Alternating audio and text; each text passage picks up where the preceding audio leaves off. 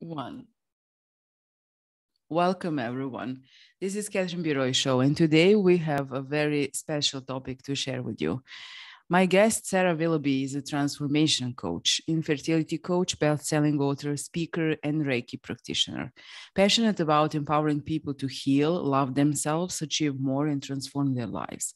Sarah guides her clients to reconnect with themselves and find the answers that lie deep inside. Sarah's book, Infertility Saved My Life, exposes the raw teaching moments of Sarah's journey to self-love through polycystic ovary syndrome and secondary infertility. Her podcast appearances and inspiring articles and posts on life and spirituality have reached millions of people worldwide. She is a co-author of the international bestseller Business, Life, and the Universe Volume 3 and has written articles for Thrive Global and Modern Warrior magazine. Thinkers 360 awarded Sarah as the 70th thought leader in health and wellness in March 2022. Originally from UK, Sarah attained an honors degree in business studies, postgraduate diploma in human resource management, and spent 10 years working in corporate HR. Following her admission into intensive care in 2009, Sarah promised herself that if she recovered, she would face her fears, commit to her calling, and make a difference in this crazy world. Life is short. 7 months later, Sarah left the corporate world, emigrated to Australia with her family, and began a new life. Sarah is blessed to live by the beach near Melbourne. Here, she can be found supporting people to live the best life, writing her way around affairs and spending time in nature with her children. Sarah, I am so happy and honored to have you here with me, and unbelievably grateful that you decided to share your beautiful story with me, especially because we share some very similar experiences around the topic which you follow in your book. And for that, I'm truly, truly grateful and honored. Welcome. Thank you so much for having me. I'm really looking forward to this conversation. Me too. Would you like to share a little bit about your story first? Actually, how was the life in United Kingdom and how you decided to move to Australia?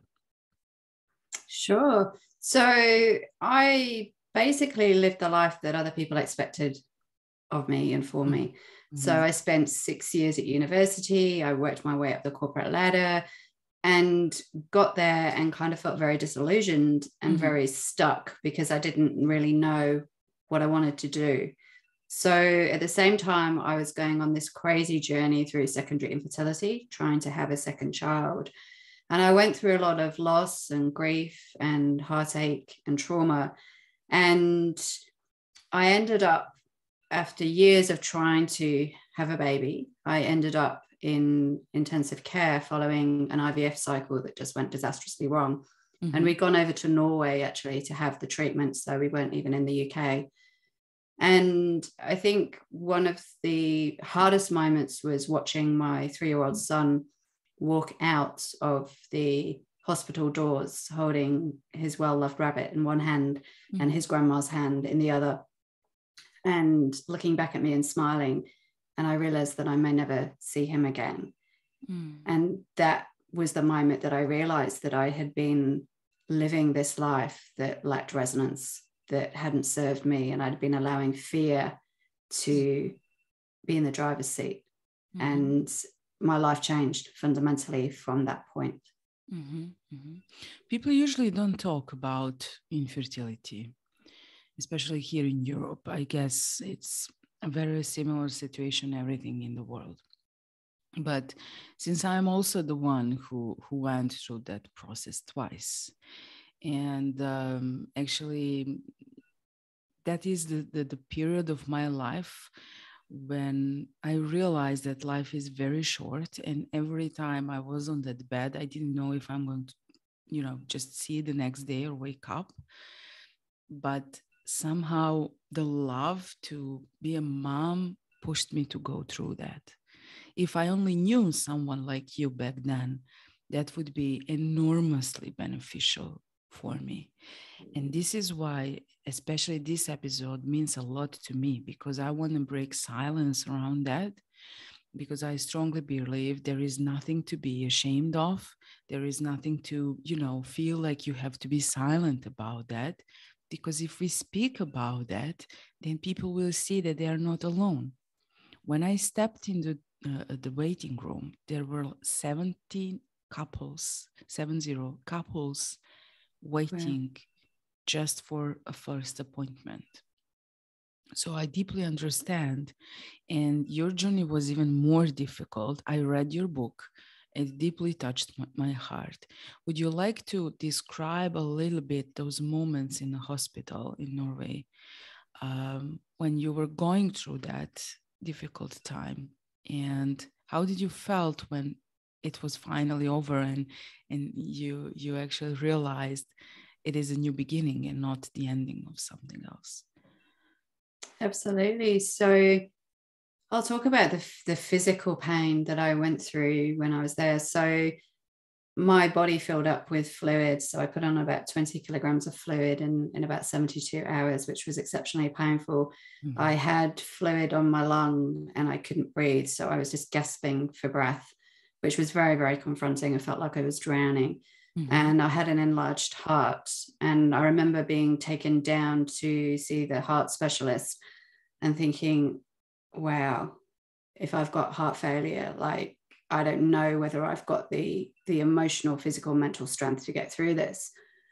And at the same time that I was dealing with all of this, I actually was lying on an abortion ward, effectively. There were lots of young girls coming in and out with their mums and their boyfriends. And that was very, very confronting for me. It felt like, the universe, God, whoever had put the wrong baby in the wrong body. And there was no judgment for me on that. We're all at different points in our lives, but it was just really hard to be in that same space. And I know for sure that I wouldn't have got through that if I hadn't have learned meditation. Mm-hmm. So meditation mentally got me through the pain, because morphine didn't even scratch the surface of the pain. It didn't even take the edge off the pain. It was horrendous. And I really hope I never experience that level of pain before I do die and take my last breath. So I was alone with my thoughts a lot of the time. I couldn't do anything. I couldn't, read a book. I couldn't watch TV. I couldn't do anything. Mm-hmm. And even the moments that my family came in to see me, mm-hmm. it was just really difficult. I was tired. I didn't want to talk to them. They couldn't physically touch me. I couldn't hug my son. So that was the reason that he went back to the UK with his grandma so that he could be cared for. Mm-hmm. And I didn't know whether I would ever see him again. And that was very, very confronting, because then I was faced with all of this guilt and shame around this was an elective process. Mm-hmm. I did this to myself. Mm-hmm. I have been greedy. I already have a son. Mm-hmm. Now he might grow up without a mum. And another pivotal moment was when eventually the process started to reverse itself, because the doctors couldn't do anything to stop my deterioration. They could only treat each symptom as it arose and allow my body to heal itself. Mm-hmm. Unfortunately, it did, but there was no guarantee of that. And I didn't realize how serious it had got until my body had started to heal. I'd started to lose all the fluid out of my body. Mm-hmm. And one of the consultants, who wasn't actually working on my ward that night, came and spoke to me about 10 o'clock at night. And she sat opposite me and she put her hand on my leg and she looked deeply into my eyes and said, "You've been really lucky." And she had tears in her eyes and she looked away. And that for me was this moment of just like, wow, okay, I understand what you're saying. And I have a choice now. I have a choice to live a different life, to live the life that I've been too scared to live. Mm-hmm. And I lay in bed that night and I made a promise, and I did a deal with the universe. If you get me through this, if I continue to heal, then I will spend the rest of my life being of service. I will walk towards my fears. I will try to live my best life, and I will empower and support other people to do the same thing. And I felt a huge liberation in that moment, but there was still a long journey ahead of us. And at that point, I knew I could never go through IVF ever again because it would kill me. So we were then reliant on the frozen embryos that they had in Norway to see whether we could try and complete our family. So the journey continued, but in the middle of all of that, we made the decision we're going to move over to Australia. We'd already started the immigration process, and I made the decision we're going to go. We're going to do this, and that was the best thing that ever happened, really. You know, so to start a new life. This moment when she told you that, you actually at that moment realized what really happened and how serious it was, and it became a kind of an awakening moment for you. And as I read in your bio, you were very high on a corporate ladder, and you just mentioned you lived a life as we all think we should live and as we are taught to live. But this moment actually triggered the whole big change that you did. And how was life in Australia after that? So when we made the decision to move over to Australia, we had gone back to Norway when I recovered and had 2 frozen embryos transferred, and I actually fell pregnant with twins. And in that moment, I thought, wow, this is why it's happened this way, because I'd always had this romantic notion about what twins would be like, and I was, you know, twins don't run in my family. This is the only way I was going to have see how twins. magical this is. Like, you know, it's just magical. After what you've been through, you went again and you had what you had, right? But as you said, you made a deal with the universe. And actually, you know, when your healing started, your whole, you know, body, soul healing, everything, you actually got 2 beautiful girls, right? Well, they're not from my twins. So my twins, unfortunately, didn't survive. So before I went to Australia, so we were going out to Australia as a family of 5. But then through that 8-week process of moving over to Australia, I lost both my twins. And so I was at that point then of just complete surrender, and knowing that I was leaving the UK, leaving the frozen embryos in Norway, and there were lots of complications around Norway not releasing those. So we didn't know whether we would ever be able to use those.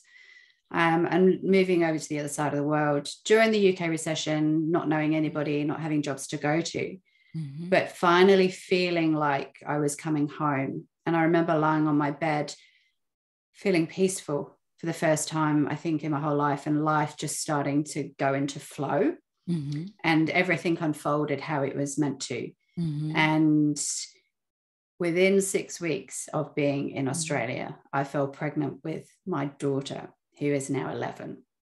And then 4 years later, I fell pregnant with my little one, who is now 7. So I had my 2 girls.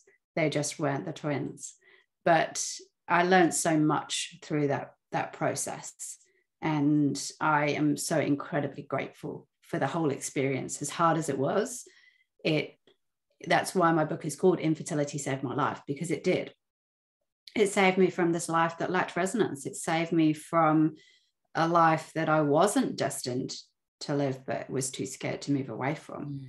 So I never went back into the corporate world. I started my own business, and I sort of ventured further on my own journey to understanding self and understanding other people and what connects us and what brings us joy. And I love what I do. You know, every single day I get to do the work that I love, and it doesn't feel like work. And I wouldn't have had that if I'd stayed in the UK. And I wouldn't have had that, ironically, if I'd had a baby in the UK, because I probably would have stayed there. So everything, when you look back at your life, that's when you can see how all the dots join up, and all those dots joined up perfectly. It was just a pretty difficult journey to go through it at the time. I mean, you're one of the most magnificent women in this world that I know. And I wish to say that publicly. And I'm speechless sometimes when we talk about this, because it really deeply triggers me. I know what I went through, but my journey wasn't like that difficult. It was much, much, much simpler. when we talk about IVFs. I did have a heart problem, so anesthesia was very risky for me and all of that, but I never experienced it so deeply as you did. And I thought that my journey was difficult. This is why your story is so important. And this is why courage that you like became mom afterwards 2 more times is just like a fairy tale. I'm not sure if I would have a strength even to try, if you understand. I Yes. really thought that journey was so difficult, and I became mom naturally. I we were going on IVFs that wasn't working, and then I discovered that I'm pregnant. But Yes. I never experienced it so deeply like you did. And I kind of erased it from my memory because I don't even want to remember that time. But I think we need to remember. And I think that all of us who went through these kind of processes need to speak up and to share their story, because there is so much healing that we need to do, and so many emotions and roller coasters of everything that we have been through. And it is not for us to erase that. It is for us to talk about that so that we give hope to other people. And I believe that's one of the reasons you wrote your book. And if you would like to share a little bit about it with my audience, I would be very grateful. Beautifully articulated. And one thing I just want to say before I answer that question is that my story is nothing compared to what so many other women that I've connected with have gone through. And I got my happily ever after. I got my 2 beautiful girls as well as my son. And not everybody gets that happily ever after. But we shouldn't compare ourselves in our pain, because our pain is our own, our journey is our own. And that's, like you said, why we need to talk about it. Mm-hmm. And that is why I wrote my book, because I want to help to break that silence surrounding infertility, surrounding miscarriage, surrounding stillbirth, surrounding all these really painful subjects that we hide away from, because we're taught not to talk about it. When you get pregnant, you're taught not to talk about it until you've had your 12, 13-week scan. But actually, if you then have a miscarriage in that time, that's when you most need people around you to help you to heal and to know that you were pregnant, to know what you're going through. So that's really counterintuitive to me. And you need people, you need your tribe around you when you're going on this journey. But there is just still so much silence and shame and stigma around it. And yet we talk about every other part of our body that doesn't work properly. We talk about it, but this is like so deeply personal and private. But until we all share our stories, then we are just encouraging everybody else to suffer in silence behind closed doors like we did. And while actually people feel shame and grief even, it should be opposite, because you need strength and you need goodwill and you need support and you need love to go through all of that. That doesn't mean something is wrong with you. That means that you are strong enough to face the problem and to actually take that path in order to bring new life to this planet. And this is a completely different way of understanding this. We should celebrate women who do that and not the other way around. I was talking to one lady lately. She was there. She tried it 17 times. Wow. And she's not giving up. Yeah. And as long there are people who believe there is something wrong with women who are doing that, I would say that the perspective needs to change completely. And I celebrate this woman, and they should be awarded for that, because that journey is difficult. It is hard. It is stressful. It is emotional. And it is the most magnificent thing a woman can do to bring a new life to this world, if there is, under quotation mark, no other way. So let's put a little bit of light on this. I know I made this episode a lot more serious than others. And I told you that I'm going to put that tone, because we went through that. It is our story. It is our roller coaster of emotions. But I want to bring up the light for everyone else who did or will do that, because that is the magnificent thing and the most beautiful thing they can do, even though we experienced it painfully, and as you said, many other women even more. So yeah, it's just something that came and that I wish to share. But I want you more to talk about your book, because I believe that it needs to be seen, it needs to be heard about it, and everyone who is in the process, who are thinking about that process, or they went through that process, I believe needs to read that book. No, thank you.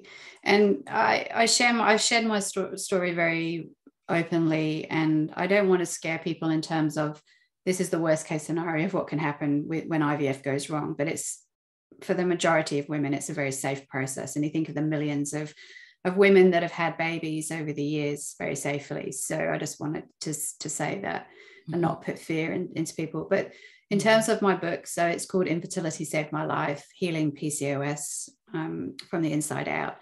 And the first part of the story is my memoir. So it's about my journey from when I first started my periods back when I was 12 and going through the diagnosis of PCOS and all the difficulties that I went through in my life before I even tried to conceive. And then the journey that I went on to have my 3 beautiful children. But for me, just sharing my story wasn't enough. It was kind of like well, that's great, but how does that help me? How does that help other people to have a child? So the second part of the book is a collection of all the wisdom and insight and tools and techniques that I drew on to get me through that really challenging time, and things that people can do to help balance their mind, body, spirit, so that they're in the best place possible to welcome a baby into their arms at the right time. So it's that combination of both things. And my vision for the book is that I really want everybody who needs to hear a story of hope and inspiration to read that. Anybody who is supporting somebody through infertility to read that.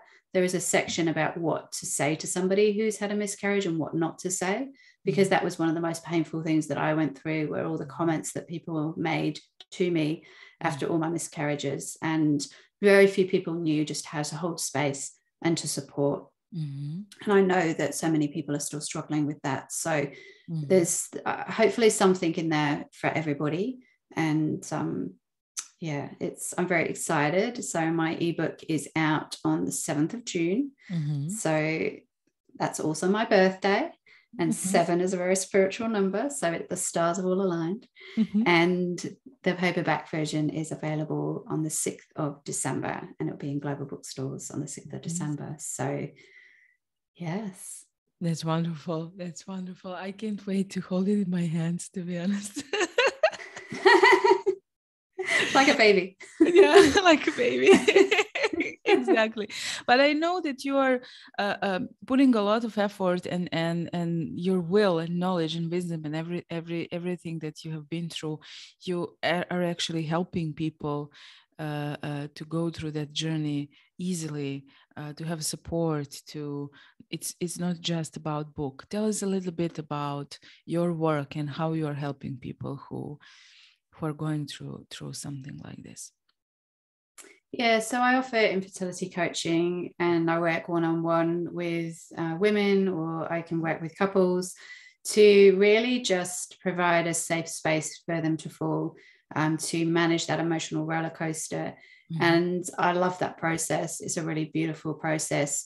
It's individually tailored to each person that I work with. So no 2 sessions are ever the same. And I try to also make it as fun as possible too, because we're dealing with heavy emotions. And what we know is that when we can find joy in our lives, we can balance ourselves energetically, and that helps to open our heart to be able to receive all the abundance in our lives that we so desperately deserve. And part of that is also about having a baby and welcoming a baby into our lives.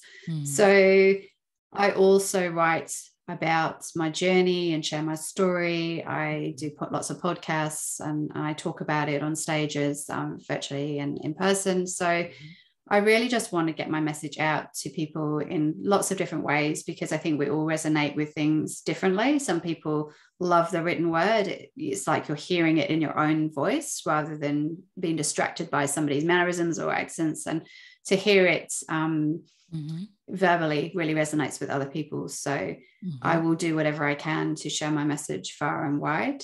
I also offer healing sessions as well. So I do Reiki sessions, both in person and distant healing sessions online. And Reiki changed my life. So Reiki is Japanese energy healing. It's a very powerful yet gentle healing modality. It really helps you connect with your heart and connect with who you are, and help you to find the answers that lie deep inside. As my bio says, I really truly believe that our soul has all the answers. We just need to get still to be able to connect with our own truth. So I love my work. For me, you're an angel on earth. You helped me so many times, and yeah, it's just a pleasure knowing you and being in your space and sharing this space with you. And I'm here to support you, whatever you do. So yeah, I just really can't wait to hold that book in my arms. Like I hold my son, and now he has a chicken pox. So it's kind of crazy because he's 5 years old. He's closed in the house. Like COVID wasn't enough. Now we're in isolation again. And it's very funny. And now he likes mathematics, like his dad. So he practiced mathematics every day. And I'm like, oh my God. Yeah. So this feeling of, being a mom and really supporting, a part of yourself growing to something magnificent as our children will and are, it's just it's worth it, every single step that we ever took. Tell me where people can find you and how they can reach out to you. So my website is sarahwilloughby.com.au. I'm also on LinkedIn, Sarah Willoughby 2019, Instagram and Facebook, Sarah Willoughby Australia. And if people connect with me via my website, they can sign up for my weekly newsletter, and they'll receive a beautiful free breathing meditation, which I wrote, and my son wrote and played the guitar music on that during COVID. So that was our little COVID lockdown project that we did together, and it's very special to me. So yeah, I love connecting with people. So do reach out, and I will support in any way that I can. It's very beautiful, and I know you will. Thank you so much for being my guest. I hope you enjoyed, and I did too. Thank you so much for having me, and thank you for everything that you're doing, and thank you for your love and support. I'm so blessed to have connected with you and to call you my friend. So thank you. It's my pleasure. See you. Bye-bye.